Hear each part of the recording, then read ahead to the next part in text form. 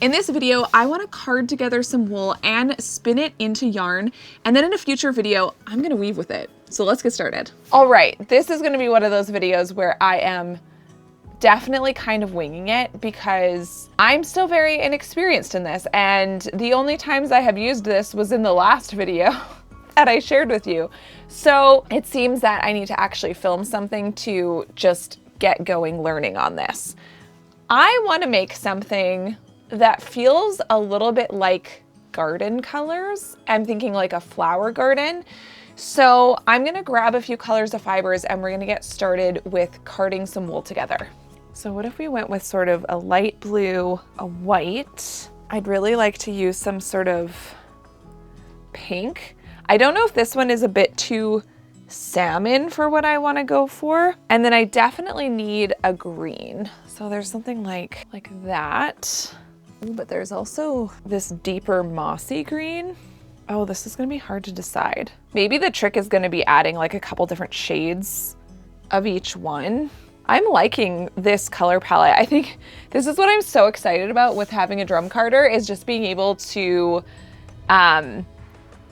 basically paint wool onto the drum. So I think I'm gonna go with this because I'm looking at it and I really like it. And my goal here with this is to just have fun with it. I'm trying not to take things too seriously because I think when you're learning a new skill, actually, just an aside, Cody and I have been learning pottery, so something I've been becoming even more comfortable with is sort of this idea of not every piece working out. So this idea of being okay with when things fail. So I really just want to have fun with this and see what I can come up with, because I do find when I let myself experiment and just have fun with things, I discover a lot. Sometimes that discovery is just figuring out things I wouldn't do again, but those are all really helpful things to know to be able to get to a place where I'm making things I do really love. With all that being said, let's just get started. So I'm gonna switch on my drum carder.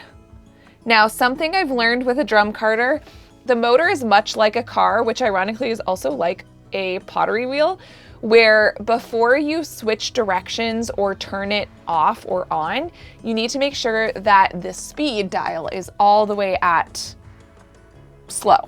So I'm just gonna turn it on, and then slowly I can turn on the forward. Now I'm trying out this angle because the problem with my setup here is like I'm trying to get you to be able to see the top down and the front facing at the same time. So you guys can kind of let me know if you think that this, although, okay, let's just try something. Maybe that is better. Okay, here we go, you guys. So let's start with a little bit of white.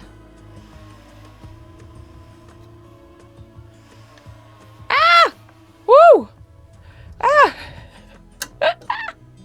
Okay, that just started stealing all of my wool, so I'm gonna back up.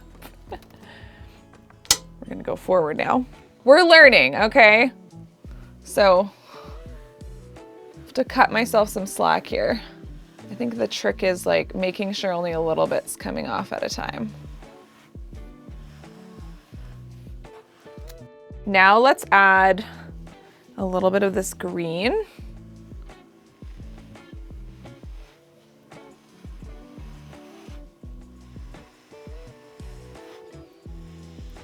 And if you watched my first video on drum carding, you would have seen that I mixed it together more than once, and I'm definitely gonna be doing that again because I just found it just really helps you disperse all the colors a little bit better.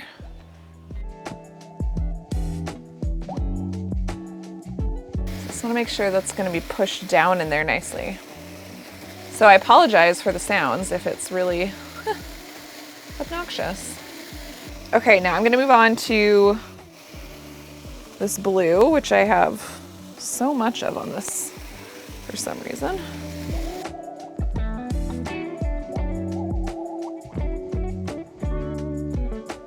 Okay, so now we have some blue. I'm gonna have to do more of every color, but we're just gonna keep adding more color.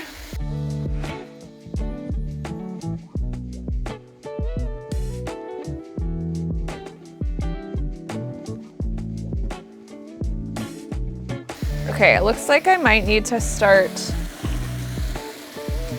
combing this on a little. How do I do this? Is it this way? So this, okay, so it's like I have to hold this brush backwards to kind of help push this wool on more, because I want to make as thick of a bat as I can. This is like a standard size drum carder. So it makes a 9, I think that would be standard, but it's a 9 by 22 inch bat. So it's not huge, but the much larger version of this was just, I would love to have one, but it's not currently in the budget. So I want to see how much I can like kind of get onto this one. Now, I think I need more of everything, but there's another blue I'm thinking about adding. So I have this blue, which is you can see it's just a little bit more vibrant than this one. And I think that would be really pretty. And then I probably need to add a little more white in here yet too. I'll try to go to the sections that seem a little sparse. I have a feeling too, the thing with drum carding is definitely gonna be like one of those things that you need to do a lot of times before you start realizing that you could have maybe a better system. Now this was going on really thick, so I'm just gonna split that, see what happens. I think that's a little better. Oh my gosh, it's really pretty. It's kind of giving almost like a summer sunset, but then there's also some green in there. So maybe it's more like, I don't know, a summer landscape plus a summer sunset.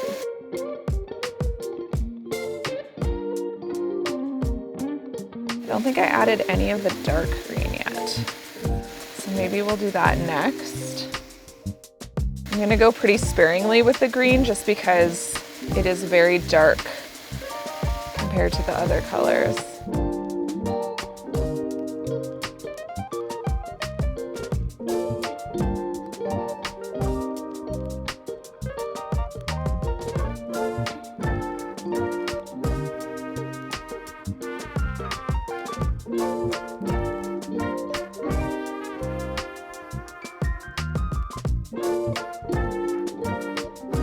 Okay, I'm definitely finding that splitting the wool, I think I'm liking a little bit better just to get less chunky pieces on.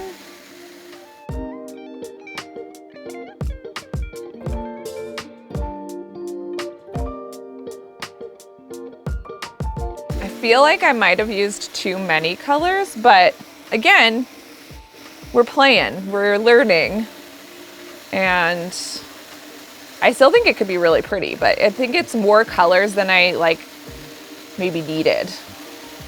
And I did not weigh anything out, so I have no idea how much I've put on here. I'm thinking I'll weigh it after so I can have an idea of like how much I'm able to pack on the drum. I do think I can get a little bit more on though. I think I can get a bit more on, so I'm gonna keep going. And then what I'm gonna do is take it off and re-card it again to sort of even out all the colors. So I'm gonna do that. Let's do it.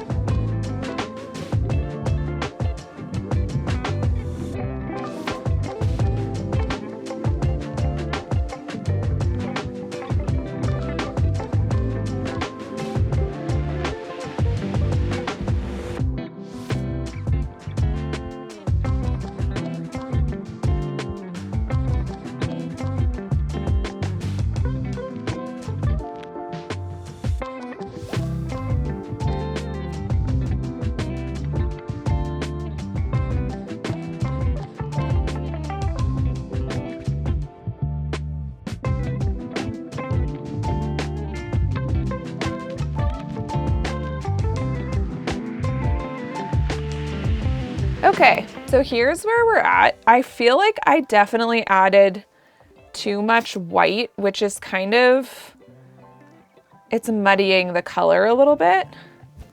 I don't dislike it, but I think I might split this into more bats so that I can add a little bit more color. So here's the second one.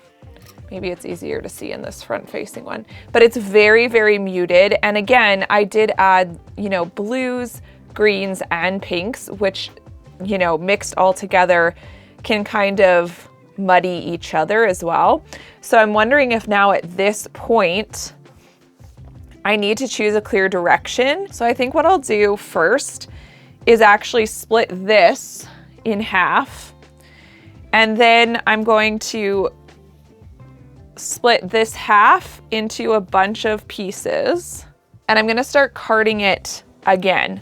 So this time when I card it, I'm gonna end up, well, let's just do it. We're gonna end up adding some of this darker blue. Then I'm gonna take some of this, the mixed carded colors, just mix it in there. And again, like I don't really know what I'm doing yet.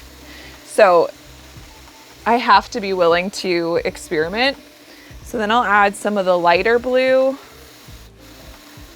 So I think this is gonna end up being a little bit more sky inspired than the garden I had originally thought about. Okay, now I'll grab another piece of the mixed one.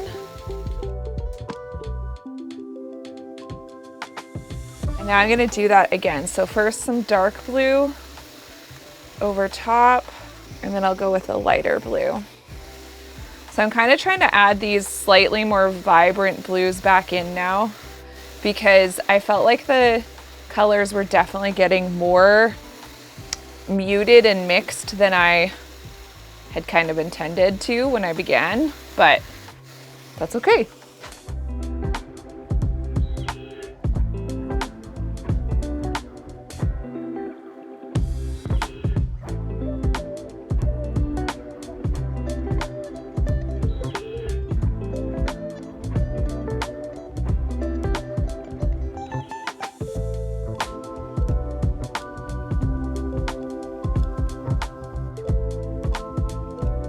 Here's what it's looking like now, and I'm liking this a lot better. I just think it needed that little bit more color. It's really pretty actually, and it does really give sort of a sunset kind of feel.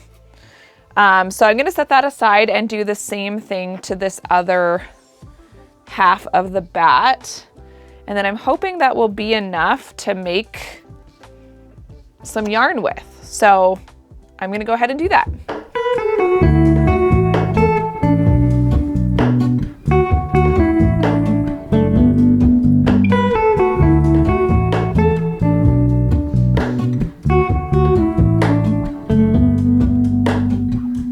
Hello, Ramona. I can't shake the simplest feeling beyond the ghost. We stand on the opposite shore. Hello, Ramona. I reach through mysterious ceilings. So I finished the carding and now I'm gonna move on to spinning, and I wanna try doing a coarse spun yarn. And I'm not very experienced, I was gonna say I'm not very experienced in coarse spun yarn, but I would say I'm not that experienced at this point in my life with spinning in general because it's been so many years since I've done it.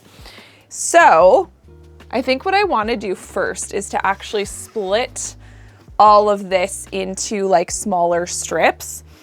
And then I have this wool yarn that I was thinking would make a good core. I think this is either a worsted weight or smaller. And then I'm gonna also ply it. So I did a coarse spun yarn a little while ago and it didn't turn out very well. So I'm gonna try doing it a little bit differently this time. I think I'm just gonna go ahead and like split this in half and split it in half again, or about half. And then maybe one more time. So now I'll have these slimmer strips, which I think should make this process a little bit easier. I'm not worrying too much about them all being the exact same size because it doesn't really matter. Hoping there'll be enough variation that this will still look really good. So now I have my spinning wheel.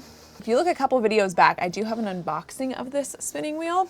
So this is an electric spinning wheel with a super huge bobbin, which I love because I want to make chunkier yarns. So this is a center pull ball of yarn. I think most, if I'm not mistaken, most balls of yarn are made to be more of like a center pull. So I'm gonna find the center. Oh, of course. Oh, I already had the center. Great. It's way over here. Okay, so I'm gonna toss this down onto the floor just so it's kind of out of my way. I'm just gonna try. So what I understand is I kind of want this wool to start wrapping around my core. Oh, and it's working. Oh.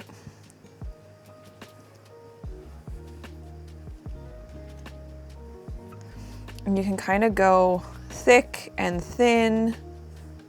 I do kind of want to make sure that I'm covering the whole yarn. Like I don't want that white yarn to be poking through for this.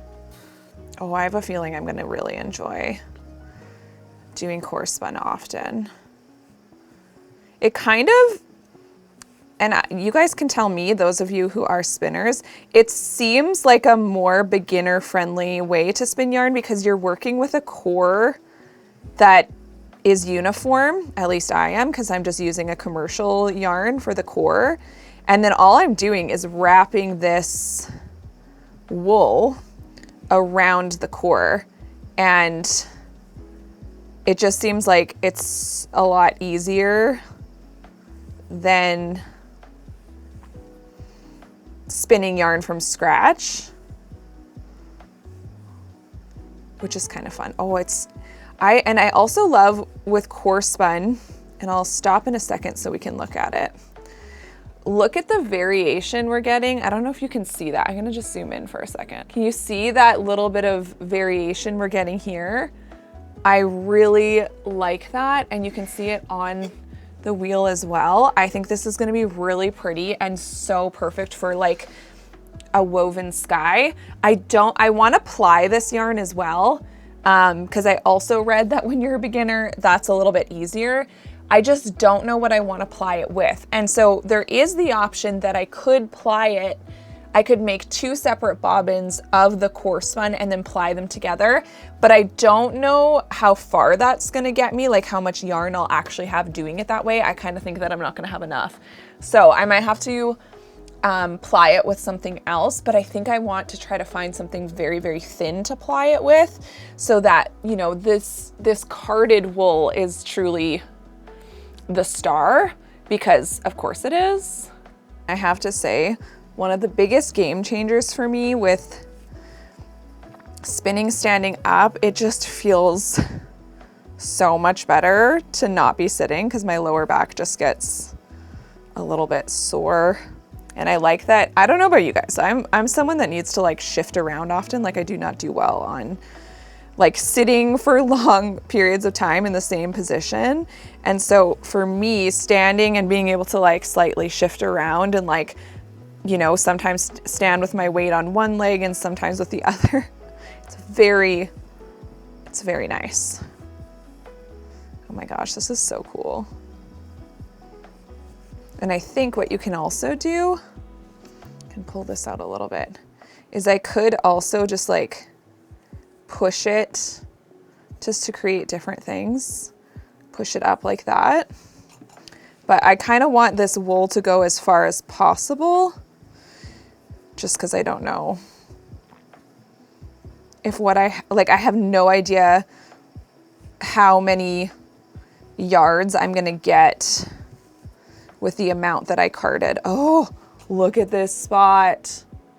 Oh my gosh, it's so pretty.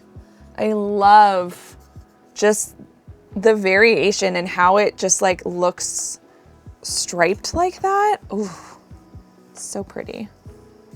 Now, the tricky part is gonna be connecting another piece. I think I might do that now. It's like you're training your hands to do something totally new. And again, I could have done a little bit more research or like rewatched some of those videos I watched, but I just kind of want to go for it and just let myself slowly learn this. Oh, that helped. So with merino, it's like you have to, the staple is so long, so like the individual fibers are really long, so you can't hold your hands too close to where you're spinning or it's really hard to pull. And you kind of end up just kind of ripping at it. So I've backed my hand up a little bit, and that is definitely making this a bit easier. Such an interesting color combo. Like I said when I was carding, I think if I did this again, I would have just avoided adding the white altogether because I didn't realize how much it would sort of like, what's the word? Like it desaturated the colors, which makes sense now. But it's just one of those things until you see it happening, you're like, oh yeah. That's my thoughts now, but that's why I'm so excited to keep experimenting with carding because I just think there's a lot of like color theory to be learned with it. Oh, we've got a very blue section here, which I love. There was a time in my life, you guys, where I did not like blue, and I kind of can't fathom that anymore. I don't know what it was. Something I really like about the pedal that comes with this is it's not like a sewing machine pedal. I don't have to keep my foot on the pedal. I just use it to click it on and off. So that also means that if you need to use your hand to do that motion, you can. You could put the pedal on the table and just click it with your hand and then go to spinning and click it again to make it stop. So it definitely is a really handy feature when we're talking about spinning wheels where you don't have to be treadling with your feet. Oh my gosh, okay, wait. Look at this section. Can you see it? Can you see how, oh my gosh. It's just so cool, man. Okay, so I ended up spinning the rest of the bat. So I spun the entire bat. And this is how much I got. Actually, I don't actually know how much that is. For this, I'm not gonna measure anything because I totally forgot to weigh the bat as well, but that's okay. So I'm finished this end, and I think what I'm gonna do, I'm gonna grab scissors and cut this end off, and then I'm just gonna tie a little knot. This isn't gonna totally prevent it from unspinning, but it'll at least prevent this from unraveling around it. So you can see that it wants to just sort of do its own thing. Let's pull some out. So it does want to unspin, which is part of why I would like to ply this. So I'm just gonna kind of spin this back up. And it's entirely possible that not this whole skein of yarn is going to be amazing, but that's okay. I mean, I actually think that in the case of more of an art yarn, which I don't have experience really weaving with art yarn, but that's kind of why I wanted to start making yarn so I could try. So I was trying to think about what I want to ply this with, and I found, literally from my college days, like 12 years ago, 12? Oh my gosh. Yeah, 12 years ago. I found one of my old bobbins with this really thin string. I'm not entirely sure what this is made out of because it does not feel to me like it's cotton, so it could be wool, but it's really, really thin. And so I thought, again, just being careful to untwist this, it wouldn't look too bad being plied. Oh, and actually it might just kind of, maybe that's the wrong way to be twisting it though, because it'll be the opposite. I thought it might look kind of neat to ply it with this one. Ooh, so it's gonna end up kind of like curly like that. And I think that would be a good choice. I don't really have anything else that is this thin, so I think that might be a good option for this case. So I'm gonna be plying it onto a completely separate spool, and I need something to put my other spool on. I have this metal shelf thing that has never even been hung up in our house. But it worked out to be a decently good lazy Kate. Can you guys see this? So I basically just stuck a dowel through it and I have this on here like so, which is gonna have to just be good enough for now.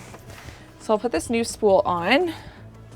So I'm gonna be, it's a little hard to see right now, but I'm kind of keeping my fingers between the two so that I can attempt to twist them evenly.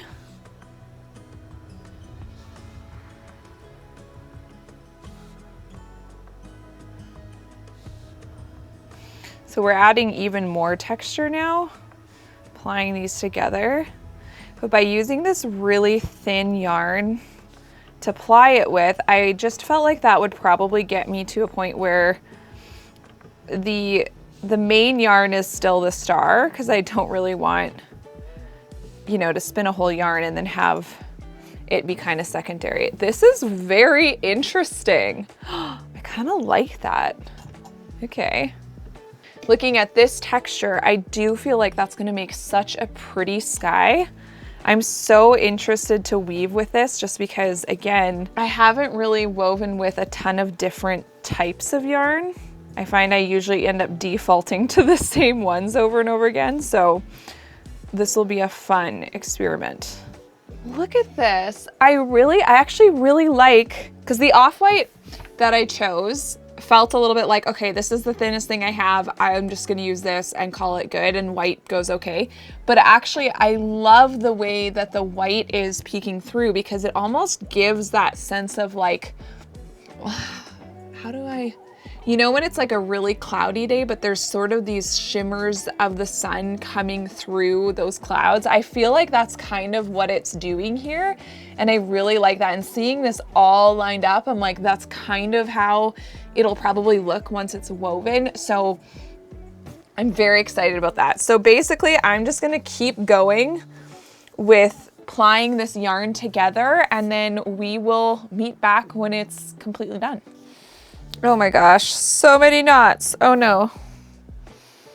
Okay, I was almost to the end and then everything knotted up. This is one reason why I think having one yarn on one side of me and one yarn on the other would have been a smarter idea, but it's all kind of tangled up now. So since it's only a little bit, I think I'm just gonna, like, what do I do here? I think I'm just gonna cut it. It's a little bit annoying, but I'm knotting the end again here. Anyway, it's a little bit annoying that that happened, but at least it was at the very end. Like, I only had this much left. So it is what it is. That'll be fine. Okay. I'm debating on whether or not I want to actually put this into a skein, because I could just weave it directly off of this spool. And so I'm like, do I want to go to the trouble of putting it on a skein and then putting it into a ball? I could also just wrap it around my hands. Obviously, seeing it in skein form though might be kind of satisfying. Okay, let's see what it looks like. Oops, ah! Turning it off. And let's have a look at the finished yarn. This is what it looks like. It's really pretty. I'm very pleased with this.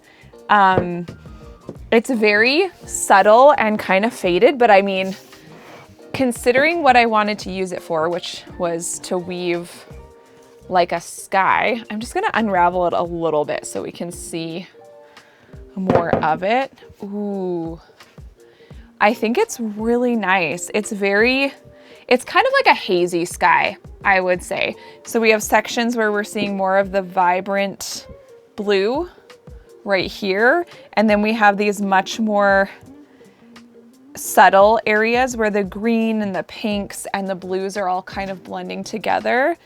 But when I kind of, you know, bunch this all up, I do think that that could make a really pretty sky. And I'm so excited to try weaving with this. Well, I'm gonna call this a huge success, and I'm still tempted. I'm still wondering if I should put this on a skein because just to visualize it some more. So I have my nitty knotty, it's called, and I'm just gonna tie this on. It always takes me a minute to remember how to skein yarn. There we go.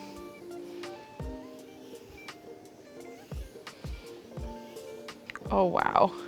I actually do think it's really nice to see the yarn laid out like this. So I'm glad I'm doing it. I think it's definitely more yarn than I was expecting it to be. Okay, oh, that actually worked out quite well. Oh my, wow. It's like so different seeing it like this. So now I need to add the sort of cross. I'm just gonna grab some warp string for that, I think. I have this little bit of warp string. So then what you do is you kind of split this in half. So this is just how and you tie like a figure 8. So bring it around 1/2 around here and then tie these together. So this is just gonna keep this separated a little bit so that once it's off the nitty knotty, it will not all just tangle up together.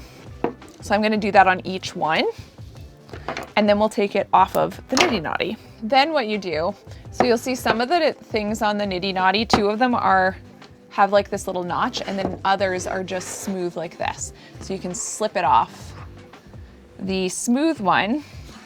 And then now we have an entire skein of yarn. And then what you can do, it's funny how many things just kind of come back to me as I'm doing them now. So now we can twist it like this, and then you let it twist up on itself. And I'm gonna bring this loop through this one. And that is our skein of yarn. And I've been getting into pottery lately, and there's something about taking a more raw material and turning it into a thing. And I think that's what spinning feels like, because you're just taking this fiber and you're turning it into something that can then be used to crochet or knit, or in my case, weave. And that's really exciting. It's all done. Let's have a look at the finished skein of yarn. I am so excited about this. Stay tuned for another video where I'm going to weave with this. And if you enjoyed this video, check out this one next.